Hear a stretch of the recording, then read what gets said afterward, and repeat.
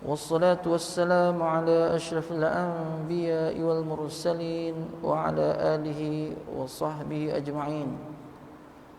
قال رب اشرح لي صدري ويسر لي أمري واحلل عقدة من لساني يفقه قولي. لقد جاءكم رسول من أنفسكم عزيز عليه ما عنتم حريص عليكم بالمؤمنين رؤوف رحيم فإن تولوا فقل حسبي الله لا إله إلا هو عليه توكلت وهو رب العرش العظيم. ومن يتق الله يجعل له مخرجا ويرزقه من حيث لا يحتسب ومن يتوكل على الله فهو حسبه إن الله بالغ أمره قد جعل الله لكل شيء قدرا. بسم الله الذي لا يضر مع اسمه شيء في الأرض ولا في السماء وهو السميع العليم. أما بعد.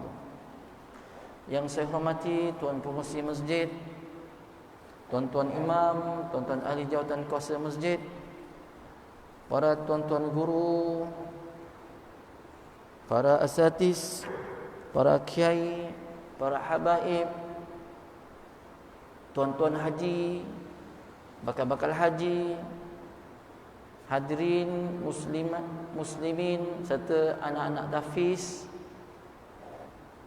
yang saya kasih sekalian, alhamdulillah, sama-samalah kita memanjatkan, merafakkan setinggi rasa syukur yang tidak terhingganya kepada Allah Subhanahu wa taala. Dengan izinnya kita dapat sama-sama menghadirkan diri lebih awal ke rumah Allah atas tujuan bukan saja merebut, meraih janji-janji yang telah disabdakan oleh Rasulullah sallallahu alaihi wasallam, bahkan juga kita cuba merebut khususnya pada bulan Ramadan yang mulia ini, ya, agar ibadah, bulan ibadah ini, bulan akidah ini, ya,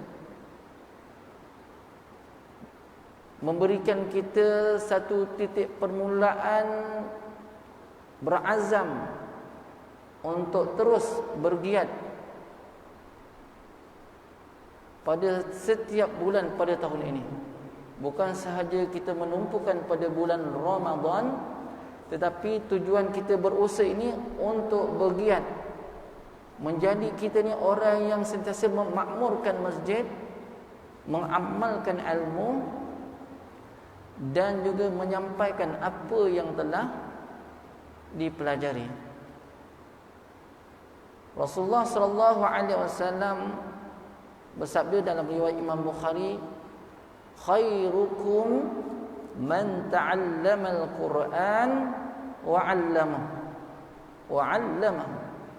Sebaik-baik kamu, maksudnya kita tuan-tuan, khairukum man ta'allama al-Quran. Sebaik-baik kamu adalah orang yang mempelajari Al-Quran, ya? Man ta'allama al-Quran wa 'allamahu, dan mengajarkannya. Jadi dalam bulan Ramadan ni kita ambil sempena nuzul Quran yang baru-baru ini tuan-tuan, ya. Syahrul Ramadan allazi unzila fihi Al-Quran. Bukti bahawa Al-Quran itu diturunkan pada bulan Ramadan. Bulan Ramadan ni bulan apa? Bulan Al-Quran. Jelas. Sehingga itu kalau kita orang yang berpegang teguh pada mazhab Imam Syafi'i, sudah pasti bulan ini adalah bulan yang sering atau selalu, ya, dibacakan dengan Al-Quran. Bahkan Imam Syafi'i sendiri menghabiskan masanya dan mengurangkan majlis ilmunya berbanding dengan bulan Ramadan, banyak masanya untuk Al-Quran. Sehingga beliau ini menghabiskan sebanyak 60 kali khatam. Tu Imam Syafi'i. Kita yang berpegang mazhab Syafi'i kena ambil akhlak ini. Setidak-tidaknya tak dapat 60 kali, dapat 2 kali pun jadilah tuan-tuan. Jangan sampai tak baca langsung. Ya, sedangkan Al-Quran tu khusus diturunkan pada bulan Ramadan. Untuk apa Quran diturunkan, tuan-tuan? Hudal linnas, sebagai petunjuk kepada manusia. Manusia ni ada yang mukmin, ada yang muslim, ada yang non-muslim, non-mukmin. Al-Quran diturunkan untuk semua manusia. Bahkan bukan manusia sahaja, jin pun turut sama. Ya. Tuan-tuan dekat Allah Subhanahu Wa Taala, perkataan unzila fihil Quran, diturunkan pada bulan ini Al-Quran ni. Kenapa tak bulan yang lain? Nak menyatakan bulan ini adalah penghulu segala bulan. Ya, macam hari ini hari Jumaat, penghulu segala hari. Maka setiap yang jadi penghulu-penghulu ni tanggungjawabnya besar, dan dia sebagai induk dan dia sebagai rujukan.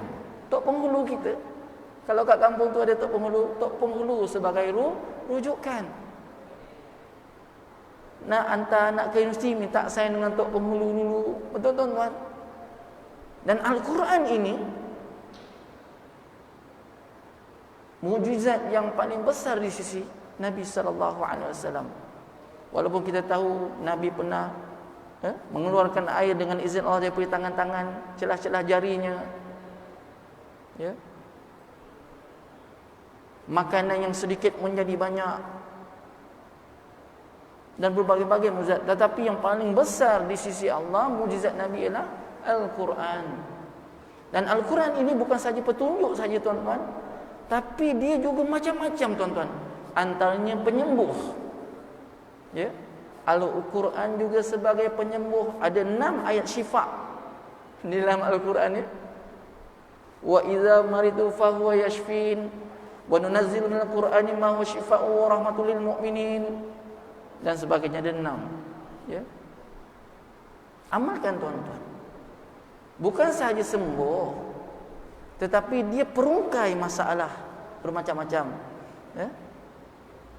Dan dia menyelesaikan banyak perkara. Sebab itu Nabi kata, ya, taraktu fikum amrain. Nabi kata apa? Aku tinggalkan padamu semua. Semua ni maksudnya bukan sahabat Nabi sampai hari kiamat nanti. Amrain, 2 perkara. Apa 2 perkara ni tuan-tuan? Faman tamassaktum bihima lan tadillu abada, kata Nabi.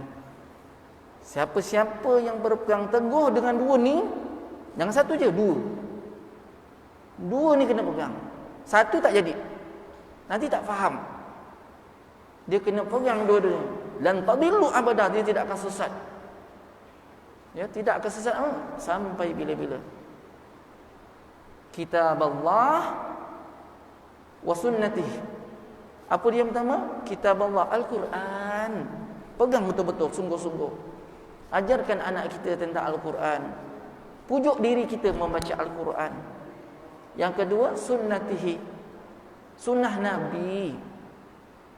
Sebab itu apabila turun-turunnya satu ayat Quran, Nabi sahajalah yang memahami tafsir-tafsirnya, memahami kehendak-kehendak tersebut. Tak semua orang memahami. Hingga hari ini ada orang kurang sikit. Oh, minta maaf. Tak berapa jelas. Minta maaf tuan-tuan ya. Terima kasih.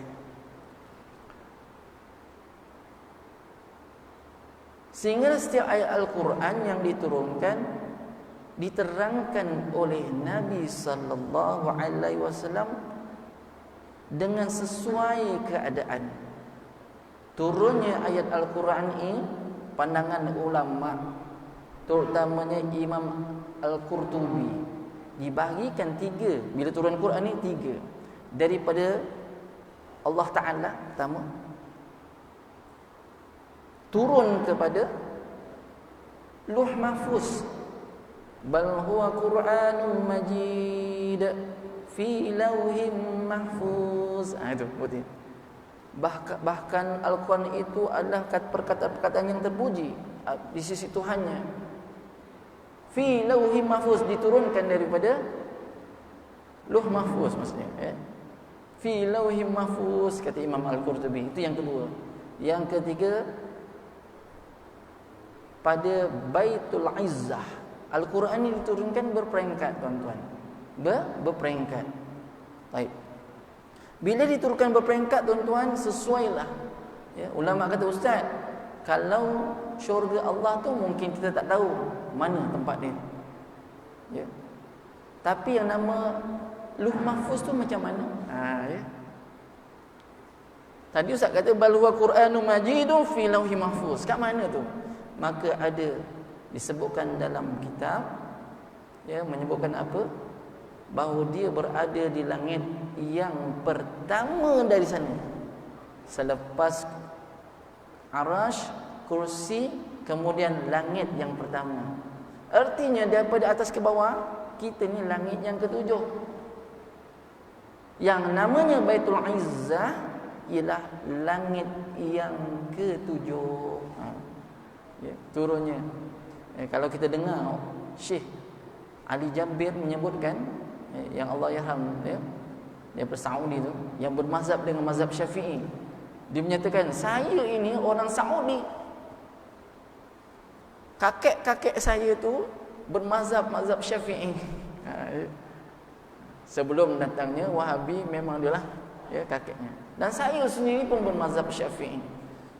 Ramai orang tanya, dia ni orang Saudi, mesti Wahabi, kata dia. Tak, ya, jangan menunding seluruhnya, ya.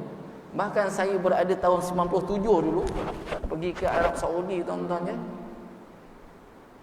Kebanyakan mereka ni yang daripada Yaman Syafi'i, yang belah-belah Saudi sebelah atas Syafi'i, ya, ramai, ya.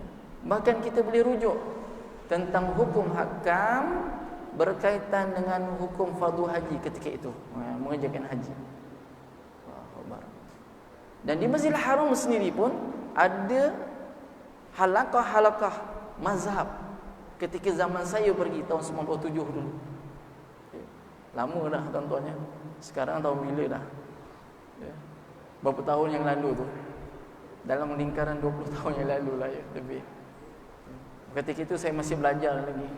Ada kesempatan pergi haji, kita pergi haji. Naik kapal laut. Pernah naik kapal laut, tuan-tuan? Pernah, insya-Allah.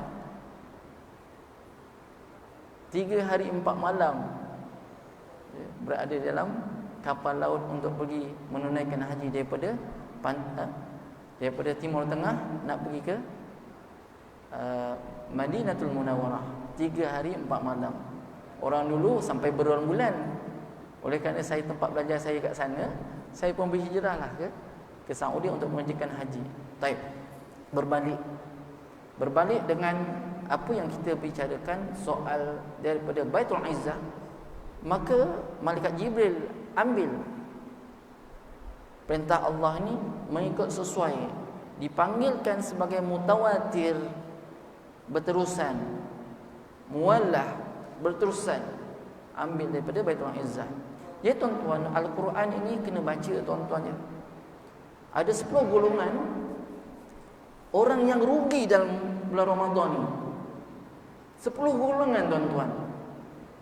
Ini yang dikenal pasti. Yang tak kenal pasti, wallahu alam, banyak lagi. Golongan pertama, yang pertama, ya, yang mana mereka tidak dapat ampunan dari Allah. Golongan pertama. Datang bulan Ramadan sampai penghujungnya, Allah tak ampunkan dia. Sedangkan Nabi SAW menyebutkan dalam satu hadis, man shoma Ramadana imanan wahtisaban ghufira lahu ma taqaddama min dzambi. Muttafaqun alaih. Nabi kata apa? Barang siapa atau siapa-siapa saja yang telah berpuasa atau nak puasa, ya, man shoma Ramadhan, bila? Pada bulan Ramadan. Siapa-siapa yang berpuasa di bulan Ramadan, maksudnya gitu, imanan, penuh keimanan, percaya puasa ni wajib. Sudah pasti kita biasa orang-orang kampung kan, percaya memang puasa tu wajib, Ustaz. Kutiba alaikumusiyam kama kutiba alal ladzina min qablikum la'allakum tattaqun. Surah Al-Baqarah ayat 183 kan. Disebutkan di situ, diwajibkan atas kamu, memang kita redha. Samina wa ata'na. Kami dengar, kami taat. Ini orang yang beriman. Ya. Imanan wahtisaban. Penuh keikhlasan. Orang yang puasa penuh keikhlasan, keimanan dan keikhlasan. Keikhlasan ni apa, tuan-tuan? Percaya tentang balasan. Maksudnya percaya tentang balasan orang yang berpuasa. Imanan wahtisaban ni, percaya betul memang ada balasan orang berpuasa ni. Ghufira lahu ma taqaddama min zambi. Nescaya Allah ampunkan dosa dia. Jadi sepanjang bulan Ramadan kita puasa penuh keimanan dan juga penuh keikhlasan, ghufira lahu, nescaya akan diampunkan dosa dia. Tapi malangnya ada golongan yang rugi. Sampai hujung habis puasa, Allah tak ampunkan dia. Siapakah mereka? Nanti kita bicarakan. Ya. Kok ada gitu ya? Sedangkan ghufira lahu ma taqaddam ni banyak hadis tentang ma taqaddam. Antaranya apa? Yang Allah ampunkan dosa, iaitu barang siapa mengatakan amin bersama dengan aminnya imam, maka malaikat doa pada dia, ya, keampunan untuk dia, dan orang yang mengaminkan tadi juga turut dapat ghufira lahu ma taqaddam min zambi, dapat keampunan Allah daripada dosa-dosa yang lalu. Tapi syaratnya amin betul. Imam baca A, kita pun baru A. Jangan imam waladdallin, kita amin dulu, imam tak baca amin dulu, maka tak bertepatan dengan aminnya imam, maka kita tak dapat doanya malaikat dan tak dapat ghufira lahu ma taqaddam. Kan rugi. Banyak tentang ghufira lahu ma taqaddam. Ya. Man qama ramadhana, satu hadis yang lain. Tadi kita sebut man shoma, barang siapa berpuasa, yang ni man qama. Barang siapa yang mendirikan Ramadhan, masuk mendirikan Ramadan, sudah pasti kita tahu bukan sahaja puasa kita kena jalani, berqiyamul lail pun kena jalani, menjaga solat fardu pun kita kena buat. Jangan ramai orang berpuasa tapi tak solat. Jumaat je solat, lain tak solat. Maghrib kenyang, tertinggal maghrib. Bila dah kenyang sangat, ngantuk pula kita, tuan-tuan. Bila ngantuk jadi malas. Maka golongan yang kedua, orang yang bermalas-malasan dalam beribadah. Inilah man qama Ramadan. Ya. Lebihkan tidur. Lepas subuh tidur. Celik sekejap tidur lagi. Nak zuhur tidur lagi. Tunggu sampai maghrib, nak buka baru dia celik. Lepas makan tidur lagi. Ini tabiat kita kadang-kadang ada golongan ini. Dan kita khawatir, sebagaimana Nabi SAW ada menyebutkan, yang mafhumnya ada dua golongan yang bila datang Ramadan ni dia jadi dua. Satu golongan yang gembira sangat bila datangnya Ramadan. Suka bestnya Ramadan. Syukurlah, alhamdulillah Ramadan. Ya Allah, cepatlah bertemu jadi Ramadan ni. Suka sangat. Satu golongan dia tak suka. Dia ni digelar munafikin. Macam mana boleh dekat mula Ramadan? Biasa waktu ni sekarang ni pukul berapa? 12. Pukul 1. Ni tengah makan ni. Ya. Lepas nak sebelum pergi kerja makan sarapan, pukul 10 kudapan, nanti makan tengah hari, petang ngeteh, malam maghrib kedai lagi ngeteh lagi, isyak ngeteh lagi. 6 kali kita. Ya. Dah biasa, jadi dia risau. Macam mana ni? Terutamanya orang yang selalu mengambil kesempatan sakitnya sebagai alasan. Ini bahaya. Sedangkan as-siyamu junnatun. Puasa itu ialah perisai. Tuan-tuan tak percaya? Perisai tak perisai? Percayalah tuan-tuan. Sesungguhnya kata Nabi, kalau seseorang itu berkeinginan nak kahwin tetapi tiada fulusnya, tiada kemampuannya, berpuasalah. Sesungguhnya dia dapat mencegah nafsu yang bergejolak. Berpuasa tuan-tuan. Itu baru nak kahwin binting.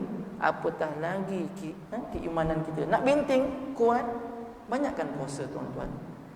Ya. Dan Nabi pun anjurkan setiap bulan selepas bulan Ramadan, ada khusus puasa, puasa 6. Dalam puasa 6 tu, dalam bulan yang Syawal tu sama, kita ada puasa Baid, puasa putih, dalam Syawal. Dan setiap bulan kena puasa 3 hari. Satu hari berpuasa seolah kita puasa 10 hari pahalanya. Dan orang yang nak jaga puasa ni bukan senang-senang tuan-tuan. Tak boleh berkata kotor, tak boleh lihat benda yang tak baik. Nabi sebut dalam sepotong hadis, siapa yang melihat perkara yang maksiat, berkata yang maksiat, maka tiada puasa bagi dia. Tiada puasa, tak layak dia. Tak sesuai dia jadikan orang. Rubba sha'imun hizzuhu ju' wal atas. Ada kata Nabi apa? Rubba sha'im, boleh jadi orang puasa ni hizzuhu, hanya sekadar menjaga je. Menjaga apa? Lapar dahaga. Tetapi tak ada apa-apa. Dan Allah sendiri pun tak mahu melihat dia. Buat apa langkah puasa untuk aku? Macam ini gaya kau. Begitu dahsyatnya. Pelihara tuan-tuannya, puasa ni kena jaga. Baik, masa pun hampir ke masuk Jumaat tuan-tuannya. InsyaAllah saya habiskan segera. Saya seperti selalulah, saya nak sebutkan 10 golongan secara ringkas. Tuan. Yang pertama, orang yang tidak dapat keampunan, yang saya sebutkan. Yang kedua, orang yang bermalas-malasan beribadah, rugi. Orang yang ketiga, mengamalkan akhlak yang buruk. Sebenarnya sebut-sebutkan,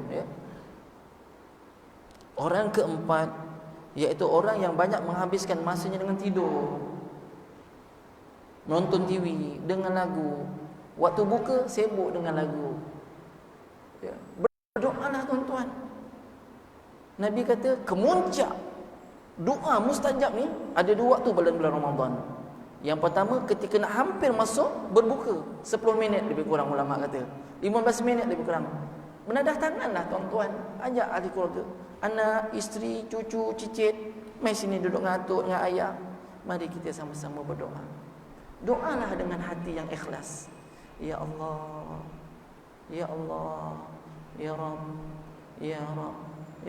Ada satu nas mengatakan, bila mana seorang itu menyebut Ya Rabb kali pertama, yang mengharapkan keampunan Allah, malaikat ni dengar orang cakap Ya Rabb ni tuan-tuan, Ya Allah, kau jangan ampunkan dia, buat maksiat ni, ahli maksiat ni. Kali kedua orang tersebut Ya Rabb, Ya Allah, jangan kau dengar Ya Allah, ni ahli maksiat juga Ya Allah. Dia selalu ingkar perintahmu Ya Allah, tolong Ya Allah. Ya Rabb. Bila sekali lagi datang malaikat, Allah sergah. Wahai malaikat, dia ni siapa? Dia ni hamba aku. Aku yang mencipta dia. Sebenarnya aku kasih dengan hamba ini. Dan aku malu nak tahan bila mana dia memanggil aku, Ya Rabbi, Ya Rabbi. Aku malu. Takkan apa dia nak, aku tak kasih, sedangkan ini ciptaan aku.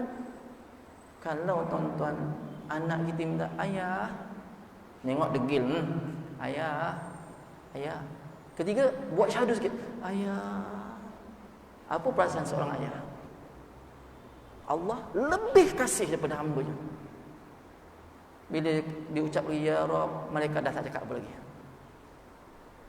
Kata Allah, apa yang dia nak, aku kasih. Apa yang dia mohon, aku kabulkan. Sekalipun dosanya setinggi, seluas langit dan bumi, aku nescaya aku akan ampunkan. Sebab itu 4 kalimah ya Rabb ni kalau kita ucapkan sepanjang kita dalam berdah ya Rabb, ya Rabb, ya Rabb, sungguh-sungguh tuan-tuan, insya-Allah apa yang disebut dalam hadis ini, walaupun sebahagian ulama kata hadis ni dhaif, boleh amalkan, silakan, tak ada masalah tuan-tuan. Ya, mintalah, munajatlah pada Allah. Kemuncak satu lagi doa, kata Nabi sallallahu alaihi wasallam,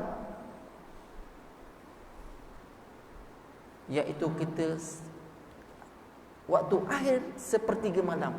Sepertiga malam dah, tapi yang akhirnya doalah, iaitu lebih kurang 10 minit atau 15 minit sebelum imsak. Doalah pada Allah. Ya Allah, ketika itu kata Allah Ta'ala, kata Nabi SAW dalam hadis kursi, Allah menyebutkan, mana hamba-Ku yang berdoa, aku sajabkan, aku kabulkan. Yang minta, aku kasih ketika itu. Jadi 2 waktu ini kemuncak tuan-tuan. Dan waktu inilah sering dibawa selain daripada bulan Ramadan untuk kemuncak makbulnya doa. Berdoalah tuan-tuan. Ya, insya-Allah kita panjang umur kita sambung lagi tuan-tuan ya, masih tidak mengizinkan tuan-tuan ya. Insya-Allah kita lebih kepada muzakarah yang bersifat sedikit tetapi ia manfaat. Ya, kita harap kita jadi manusia yang manfaat di sisi Allah. Khairun nas anfa'uhum linnas. Sebaik-baik manusia ialah yang memberi manfaat yang lain, ya, kepada orang lain. Alhamdulillah, ya, dengan surau ini dapat manfaat daripada seseorang, ya.